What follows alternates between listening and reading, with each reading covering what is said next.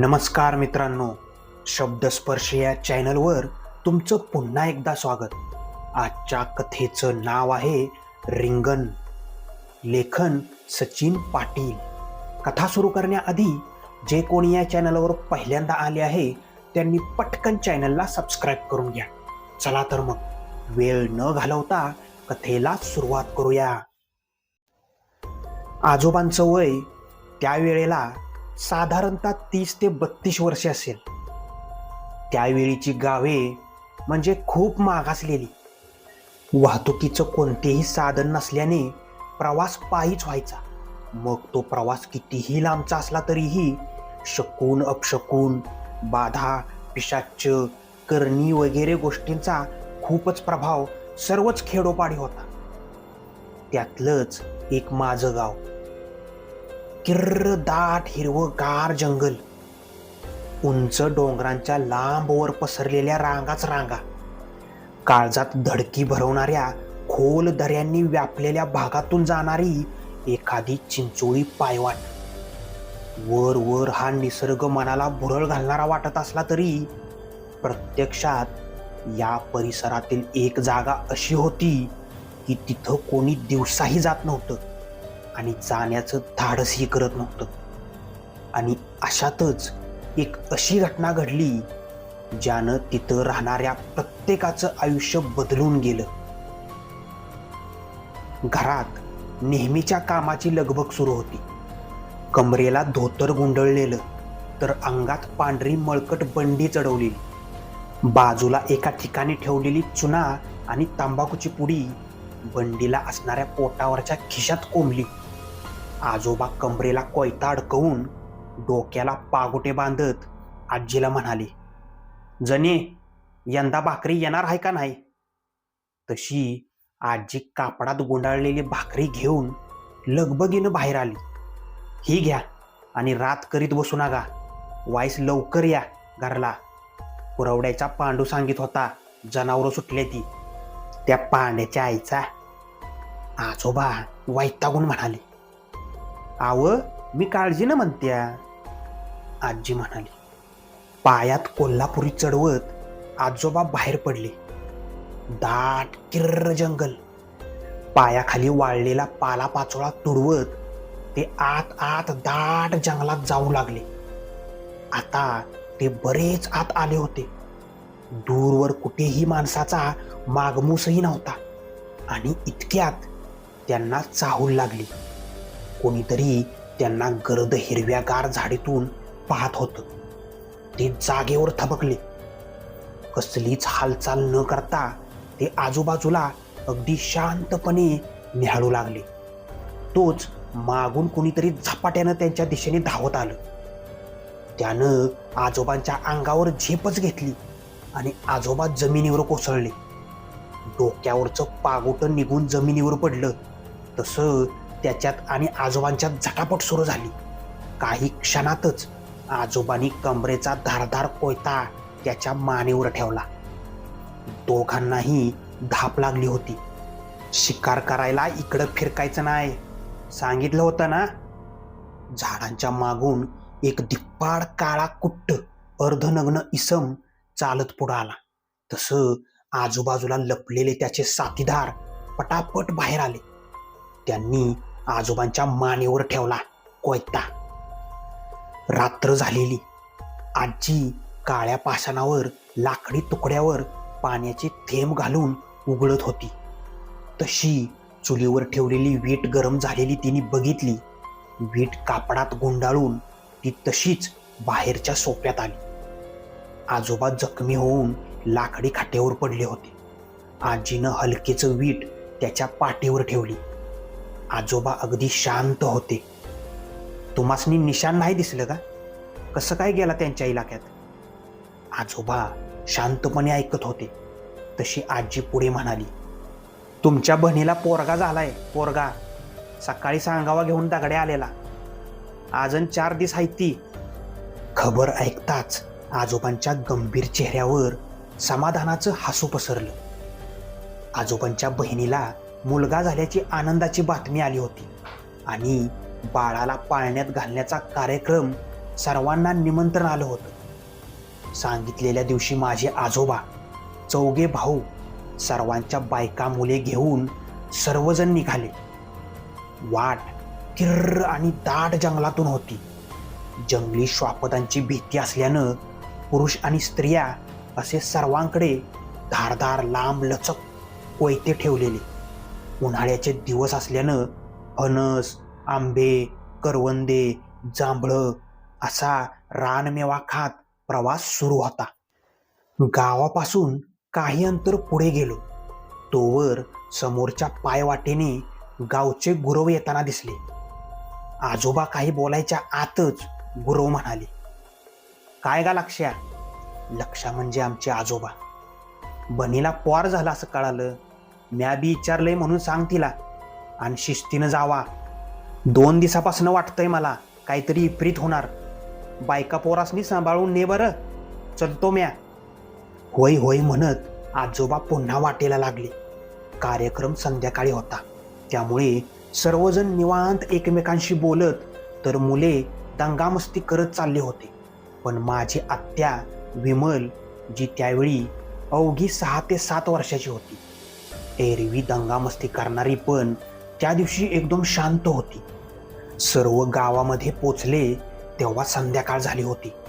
सगळेच कार्यक्रमात गुंग झाले होते तर लहान मुले आपापल्या खेळात दंग झाली होती. पूर्ण अंधार पडला होता. दिवे लावण्याची वेळ झाली. कार्यक्रम संपला. पुरुष माणसं जेवण करून बाहेर सोप्यामध्ये गप्पा मारत बसले होते. सुपारीची खांड अडकित्यात फोडून त्याचे तुकडे चघळताना इकडच्या तिकडच्या गप्पा रंगू लागल्या. मध्ये ठेवलेल्या दिव्याची वात कोणीतरी मोठी केली. तसा पांढऱ्या मातीच्या भिंतीवर त्यांच्या सावल्या आणखी गडद झाल्या.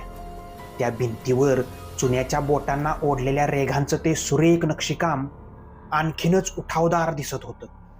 तेवढ्यात अचानक माझघरात बायकांचा गोंधळ सुरू झाला. आजोबांनी काय झालं विचारलं तशी माझी आजी म्हणाली, इमल कुठं दिसेना. बघा इकडंच कुठं तरी, कोणाच्या तरी घरी असेल ती पोर. समधीकडं बघितलं, कुठं बी नाही.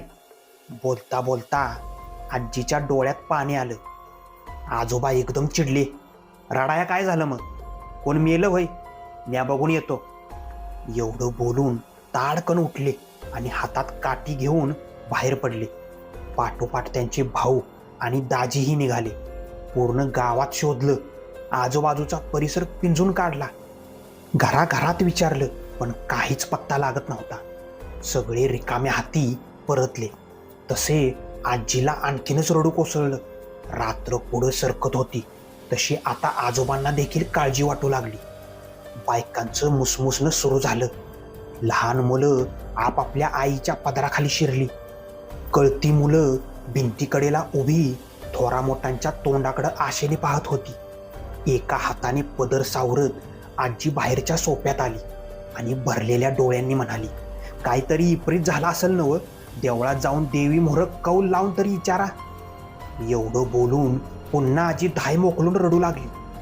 आजीचं बोलणं संपतं न संपतं तशी सर्व पुरुष मंडळी गावच्या गुरवाकडे गेली. तारा तारा चालताना आजोबांच्या मनात नको नको ते विचार येऊ लागले. एखाद्या जंगली जनावरानं तर ओढत नेलं नसेल ना माझ्या पोरीला? नाही नाही, असेल ती व्यवस्थित. सर्वजण गुरवांच्या घरी पोचले. हाक दिल्यानंतर गुरवाचा मुलगा बाहेर आला. मळका पांढरा शर्ट आणि ठिगळ लावलेली खाकी चड्डी वर खेचत विचारू लागला, काय हो, तुझा बा कुठं आहे र? सोबत आलेल्यांपैकी एकाने विचारलं. आबा तिकडं पारावर असेल. एवढं बोलून त्या पोरानं जोरात हाक दिली, ये आबा, कोणतर आलंय बघ. एवढं बोलून तो पुन्हा आत पळाला. पार घरापासून काही पावलांवरच होता. पार म्हणजे आंब्याच्या झाडाभोवती बांधलेला कट्टा. सर्वांनी मोर्चा पाराकडे वळवला. समोरच्या एका वयस्कर व्यक्तीने हातात चुना तंबाखू अंगठ्यानं मळत विचारलं, कोण ग? त्यावर आजोबांचे दाजी बोलू लागले, अरे मी शिरप्या. शिरप्या तू? एवढ्या रातचा? मेवण्याची पोर कुठं गावना, लय ओळखली पण काय बी सुगाव लागना तिचा. घरात बायका हाणून बडवून घ्यायल्यात र. तवा कौल बघून काय झाले ते तुम्हीच सांगा. सगळेच गंभीर झाले. दीर्घ श्वास घेत गुरव खाली उतरले. मळलेली तंबाखू जमिनीवर टाकून बटवा पुन्हा बंडीच्या खिशात सारला आणि देवळाच्या दिशेने चालू लागले. तसे सगळी लोक त्यांच्या पाठोपाठ निघाली. त्या काळी गाव अविकसित, घड्याळ गोरगरिबांच्या आवाक्याबाहेर. वेळ अंदाजेच मोजली जायची. 9 ते 10 वाजले असतील. सर्वजण देवळात पोचले. देवीला नमस्कार करून सर्व देवळाच्या पायऱ्यावर गाभाऱ्यात जिथं जागा दिसेल तिथं बसले. गुरुवानं कौल लावायला सुरुवात केली. सर्वांच्या नजरा गुरुवावर स्थिरावल्या. गुरव काहीतरी मंत्र पुटपुटत होते. काही वेळानंतर गुरुवाचा चेहरा गंभीर झाला. ते आजोबांकडे पाहून म्हणाले, पाहुणं, काळजावर दगड ठेवून ऐका आणि धीर सोडू नका. आजोबांच्या डोळ्यात पाणी तरळले. काय झालं माझ्या पोरीला? त्यावर गुरव म्हणाले, धीर धर, पोर जित्ती आहे. पण काय? पण कोंबडा आरवायच्या आत ती संपल. हा? आजोबांनी जड अंतःकरणाने प्रश्न विचारला. म्हणजे काय झालंय? जनावरानं काय केलंय काय तिला? गुरव म्हणाले, नाही, जनावर नाही. एका पिशाच्यानं नेलंय तिला. ती अजून जित्ती आहे, पण रातभरात आल्यावर ती तुझ्या पोरीला सपिवणार. कुठं आहे ती आता? पुन्हा आजोबांनी प्रश्न केला. त्यावर गुरव म्हणाले, हितनं 5 कोस लांब, भूताच्या जाळीत. तुझं धाडस तुला तारल, तुझं भ्या तुला मारल. ते मृत्यूचं रिंगण आहे, रिंगण. रिंगण? आजोबांच्या चेहऱ्यावर काळजी दिसत होती. होय, रिंगण. जिथं जाता येतं, पण जाणारं जिथं येत नाही. एवढं बोलून गुरव शांत झाले. भूताची जाळी म्हणजे इथल्या जंगलातील पिशाचाचा ताबा असलेलं ठिकाण, जिथं इतकी गर्द झाडी आहे की दिवसासुद्धा सूर्य दिसत नाही. भूताची जाळी नाव ऐकल्यावर सर्वजण भयभीत झाले आणि भयभीत नजरेनं एकमेकांकडे पाहू लागले. काय करावं कोणालाच समजेना. तिथं जाणं म्हणजे मरणाच्या दाढीत स्वतःहून जाणं. रात्र पुढे सरकत होती. सगळे आपापसात कुजबुजत होते. तेवढ्यात आजोबा ताडकन उठून उभे राहिले. कोण येणार माझ्या संग? थोरला भाऊ बोलतोय म्हणजे चौघे भाऊ पण उठले. तसं आजोबांचे दाजी व गावची 10 ते 12 गावकरी पण जाण्यासाठी तयार झाले. समद्यानी देवीला साकडं घाला आणि निघा. रात मध्यान व्हायला आल्या. तुम्ही परत इस्तवर म्या देवीला गारानं घालीन. देवी समोर नतमस्तक होऊन आणि गुरुवाच्या पायाला हात लावून देवळातून बाहेर पडले. आजोबा सर्वांना उद्देशून म्हणाले, तयारी करून लगेच निघूया. सगळे आपापल्या घरी परतले आणि निघण्याची तयारी करू लागली. आजोबा पुन्हा बहिणीच्या घरी परतले. स्त्रियांना काहीच न बोलता हातातली काठी दारामागं ठेवली. आजोबांनी डोक्यावरचा फेटा काढला आणि डोके आणि चेहऱ्याभोवती असा बांधला जेणेकरून फक्त डोळे उघडे राहतील. डाव्या हातात मशाल पेटवून घेतली आणि उजव्या हातात 3 फूट लांबीचा धारदार कोयता. त्यांच्या दाजीनी कुऱ्हाड कमरेला लावली आणि कंदील पेटवून घेतला. रात्र मध्यावर आली होती. ठरल्याप्रमाणे सर्वजण पारावर एकत्र आले. 15 ते 16 जण असतील. झाकलेले चेहरे, हातात पेटत्या मशाली, कंदील, कुऱ्हाडी, धारदार कोयते अशा तयारीने गावाबाहेर पडले. सर्वजण एकमेकाशी काही न बोलता चालत होते. वातावरण कमालीचं गंभीर बनलेलं. गाव थोडं मागं पडलं तसं जंगलातून जाणारी एक चिंचोळी पायवाट लागली. आजूबाजूला दाट गर्द झाडी. मध्यरात्रीची नीरव शांतता. प्रत्येकाच्या पायातील चामड्याच्या कोल्हापुरी चपलांचा कर्र कर्र कर्र असा येणारा आवाज. रातकिड्यांच्या किर्र किर्र आवाजानं भेदत चाललेली शांतता. आणि रात्रीच्या त्या भयान काळोखाला मागे सरकायला भाग पाडणाऱ्या पेटत्या मशाली घेऊन त्या घनदाट जंगलात शिरणारी ती सगळी लोक. सर्व काही एखाद्या मिलिटरी रेस्क्यू ऑपरेशन सारखं सुरू होतं. सर्वजण डोंगराच्या मध्यावर पोचले. मध्यरात्री निरभ्र आकाशातलं ते टपोरं चांदणं आणि नदीकाठच्या काजव्यांनी एकदम उजळून निघणारा परिसर. गाव आता खूप मागे राहिलेलं. डोंगराचा चढ उतार सुरू झालेला.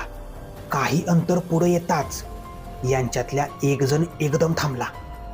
थांबा, कसलासा आवाज येतोय. सर्व जागेवर थांबले. होय होय, कोणतरी हाक देतय. शिरपा, कोणतरी मदत मागतंय र. सर्व जागेवर थांबले आणि आवाजाची चाहूल घेऊ लागले. खरोखरच आवाज येत होता. कोणीतरी कणत असावं असा आवाज होता. सर्वजण शांतपणे कान लावून ऐकू लागले, पण आवाजाची दिशा समजत नव्हती.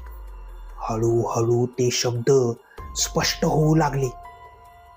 आगा ये, मला वाचू की गा, म्या हित हाय, म्या हित हाय. कणत कणत तो आवाज पुन्हा घुमला. तशी सर्वजण चक्रावली.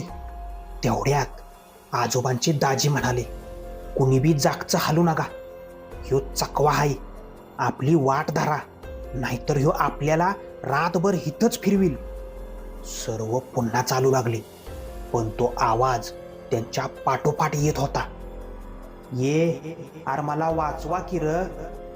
आवाज मागून येतच होता, पण त्याकडे लक्ष न देता सगळे चालत होते. चालण्याचा वेग वाढला तसा तो आवाज मागे पडू लागला. आता समोर काही अंतरावरच भुताच्या जाळीची हद्द सुरू होत होती. तेवढ्यात एका आवाजानं प्रत्येकाच्या अंगावर काटा उभा राहिला. ए, इथं वाचला सारे, पण तिथं नाही वाचणारा. मागून आलेल्या या जोराच्या किंकाळीने सर्वजण हादरून गेले. एकमेकांकडे भयभीत नजरेनं पाहत एक एक पाऊल पुढं सरकू लागले. पिशाच्चाची हद्द सुरू झाली होती. गर्द झाडी, काटेरी झुडपं अशा या भुताच्या जाळीत सर्वजण पोहोचले. गुरुवानी सांगितलेली जागा आली होती. मशालीच्या प्रकाशात आता मुलीचा शोध सुरू झाला. काटेरी झुडपात कधी एखाद्या घोबडाचं घरटं दिसायचं, तर कधी झुडपातून एखादा विषारी साप सळसळ सळ करीत वाटेतून बाजूच्या झुडपात घुसायचा. कोल्ह्या लांडग्यांचं चकाकणारं डोळं काळजाचं पाणी करायचं. वाट काढत ते आता बरेच आत गेले होते. तेवढ्यात त्यांना कसला तरी आवाज येऊ लागला. एखाद्या हिंस्र श्वापदाचं आपल्या शिकारीवर झडप घालण्याआधीच गुरगुरण्यासारखा आवाज. सर्वजण थरारले. हातातील हत्यारे आणि मशाली पुढे करू लागले. घरघरणारा तो आवाज आता वाढू लागला आणि एकदम सगळं वातावरण शांत झालं. घरघरणारा तो आवाज अचानक बंद झाला तसं सगळेच आपापल्या जागेवर तसेच थांबले. तोवर एका मुलीच्या रडण्याचा आवाज येऊ लागला. ती विव्हळतच बोलू लागली, बाबा कुठं हायसा? म्या हित हाय, मला हितनं ने की गा बाबा. ती रडत होती. आजोबांनी आपल्या मुलीचा आवाज ओळखला. त्यांच्या डोळ्यात पाणीच आले, पण काही न बोलता ते आवाजाच्या दिशेने पुढे निघाले. आता आवाज खूप जवळून येत होता. ए बाबा, आलास होय ग? एवढं बोलून ती गप्प झाली. पुन्हा वातावरण शांत झालं. ती त्यांच्या जवळच कुठंतरी होती. सगळे मशालीच्या पिवळ्या तांबूस प्रकाशात ती कुठे दिसते का ते पाहू लागले. इतक्यात आजोबांची नजर समोर उभ्या असलेल्या जांभळीच्या झाडावर गेली आणि त्यांच्या सर्वांगावर काटाच आला. आजोबांना दरदरून घाम फुटला. त्यांची नजर एका ठिकाणी स्थिरावलेली. सर्वांची नजर त्या झाडाकडे गेली. गर्द काटेरी झुडपात ते जांभळीचे झाड. झाडाच्या एका फांदीवर ती बसली होती. एकसारखं पायांना झोके देत ती एका हाताने झाडाच्या फांदीला नख्यांनी हळुवारपणे ओरबडत होती. विस्कटलेल्या केसांनी चेहरा पूर्ण झाकलेला होता. ती आपल्याच तंद्रीत खाली मान घालून एकसारखी डुलत होती. तिच्या आवाजातील घरघर अगदी स्पष्ट ऐकू येत होती. धडधडत्या काळजानं आजोबा तिच्याकडे पाहत होते. तिच्याकडं पाहत ते म्हणाले, पोरी, खाली उतर पोरी, मी तुला न्यायला आलोय. आजोबांचं शब्द ऐकताच ती एकदम शांत झाली. पाय हलवणे बंद करून काही क्षण तशीच बसली. फक्त झाडावर नखांचं ओरखडे सुरू होतं. संथपणे सगळे तिच्या दिशेने चालू लागले.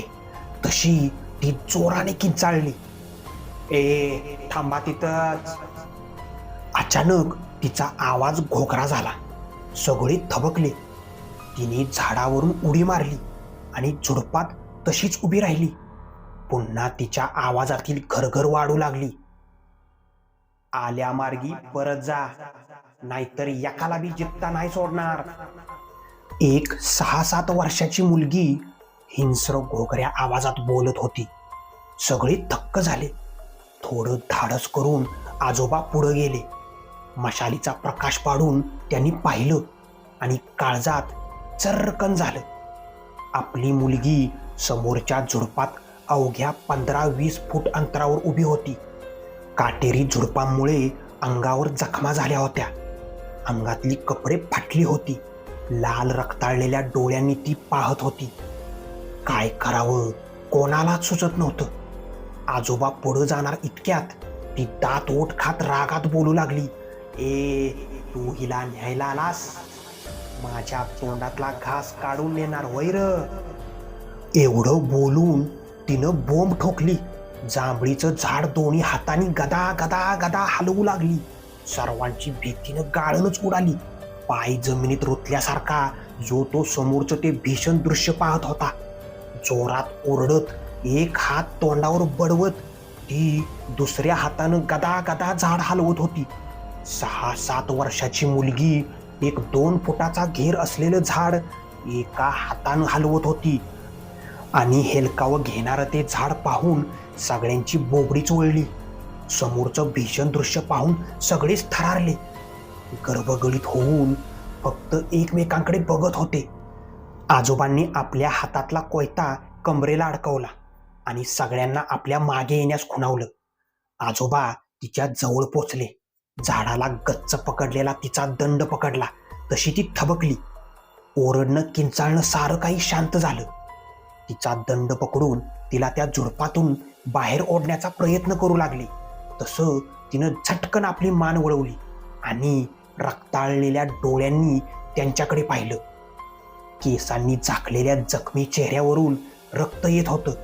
स्वतःचं मरण स्वतः पाहावं तसे सर्व थरारले. तिने जोराचा हिसडा मारून हात झटकला आणि जमिनीवर बसून झाडाखालच्या एका दगडावर आपलं डोकं आपटू लागली. सर्वच जण घाबरले. आजोबा सगळ्यांकडे बघून म्हणाले, समद्यांनी हत्यारं कमरेला लावा, एका हातात पलिदा धरा. समद्यांनी जोर लावून हिला ह्यातनं बाहेर ओढायची आणि झटक्यात मागं परतायचं. सगळे तयार झाले. ती अजूनही त्या दगडावर डोकं तसंच आपटत होती. जखमी होऊन डोक्यातून रक्त वाहत होतं. आजोबांनी मन घट्ट केलं. हळूच तिच्या मागे गेले. तिचा हात पकडला तशी तिनं आपली मान गर्रकन वळवली आणि हसू लागली. पेटत्या मशालीच्या लाल तांबड्या प्रकाशात तिचा चेहरा अधिकच भीषण वाटत होता. कपाळावरील जखमीतून येणारं रक्त तिच्या पूर्ण चेहऱ्यावर पसरलेलं. तिचं भयान हास्य काळजाचा थरकाप उडवत होतं. आजोबांनी जोरात तिला बाहेर ओढायला सुरुवात केली. तसं सोबतच्या लोकांनीही तिला खेचायला ताकद लावली. तशी ती जोरानं किंचाळली, तुमचं मरण तुम्हासनी इथं घेऊन आलंय. ती डोळे विस्फारून सर्वांकडे बघू लागली, जशी ती एका एकाला कच्चा खाऊन टाकणार आहे. झटकन तिनं मागे एका हातानं ते झाड पकडलं आणि या सर्वांना आत खेचू लागली. तसं ते सर्वजण तिच्याकडे ओढले जाऊ लागले. एक लहान मुलगी 15 ते 16 पुरुषांना भारी पडत होती. पण हे सर्व पिशाच्य करत होतं. आजोबांनी अंगातली सारी शक्ती एकवटली आणि तिच्या रक्ताळलेल्या डोळ्यात डोळे घालून ओरडले, ए सैताना, काय वाटलं तुला? तू माझ्या पोरीचं लचकं तोडून खायला म्या पैदा केलंय का तिला? हे चामुंडे देवी, धाव! आजोबांच्या आवाजानं सारं गगन भेदलं. तोंडावर बांधलेला फेटा काढून तिच्या चेहऱ्यावर टाकला आणि झटकन तिचा दंड पकडला. एखादी शक्ती अंगात संचारावी तसा सगळ्यांनी जोर लावला आणि एका झटक्यात तिला बाहेर खेचलं. ती किंचाळू लागली, हात झटकून पळायचा प्रयत्न करू लागली, पण आता ते शक्य नव्हतं. सर्वजण गावच्या दिशेने धावत सुटले आणि मागे पडत चाललेल्या भूताच्या जाळीतून गगनभेदी किंकाळ्यांनी सारं जंगल हादरून गेलं. सर्वांचंच काळीज भीतीनं धडधडत होतं, पण आता गावचा रस्ता दिसू लागला होता. आजोबा सर्वांना म्हणाले, कुणी बी माग बघू नका, कोंबडा आरवायला थोडाच वेळ राहिलाय, हितनं बाहेर पडा लवकर. सगळेजण हातातील मशाली धरून गावाच्या दिशेने निघाले. त्या रात्री पहाटे सर्व परतले. ते गावच्या हद्दीत आले आणि कोंबडं आरवलं. सगळेजण तसेच धावत देवळात पोचले. गुरव अजून देवीसमोर बसून मंत्र पुटपुटत होते. आजोबांनी आपल्या मुलीला देवीसमोर ठेवली. तसं सर्वांनीच देवीपुढे लोटांगण घातलं. तिचं ओरडणं, किंचाळणं सारं काही थांबलं होतं. गुरव शांतपणे म्हणाले, तुझी मुलगी गावात आलीच नव्हती. तिला त्या पिशाच्याने जंगलातूनच आपल्या सोबत नेलं होतं. आजोबांनी आपल्या मुलीच्या तोंडाभोवती गुंडाळलेला तो फेटा काढला. ती डोळे बंद करून पडली होती, शांत, स्थिर. सकाळी तिला जाग आली, पण जे घडलं त्यापैकी तिला काहीच आठवत नव्हतं. सर्वांनी सुटकेचा निश्वास सोडला. अशा तऱ्हेने एका भीषण युद्धाचा अंत झाला.